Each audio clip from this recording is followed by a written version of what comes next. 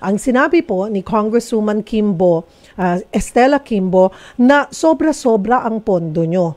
Okay, ano pong take dito or reaction po ng PhilHealth? Well, lubos po natin na ina-acknowledge yun, no, Ma'am Cheryl, sapagkat talagang yan ay kahayagan ng atin pong na mahusay at maayos na financial management.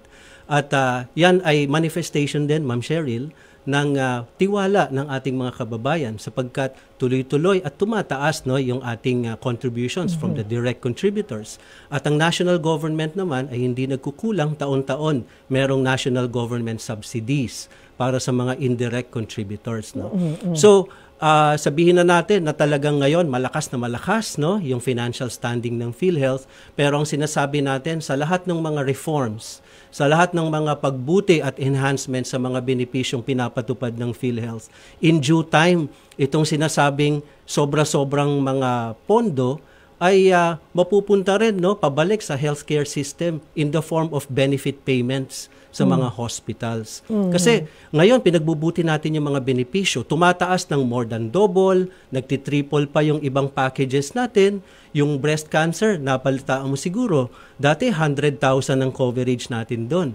Pero inaprubahan po ng PhilHealth Board na yung ating breast cancer coverage po ay magmula 100,000 ay up to 1.4 million na po ang maaaring sagutin ng PhilHealth sa bawat isang breast cancer patient.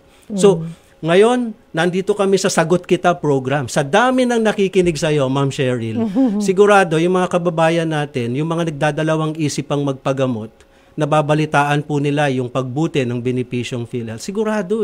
Sigurado may empower yung mga kababayan natin. They will seek treatment na sa iba ay nagdadalawang isip pa. Ngayon, hindi na. So kapag tumaas lalo yung na-empower natin yung mga pasyente, ay hindi, magpapagamot na ako.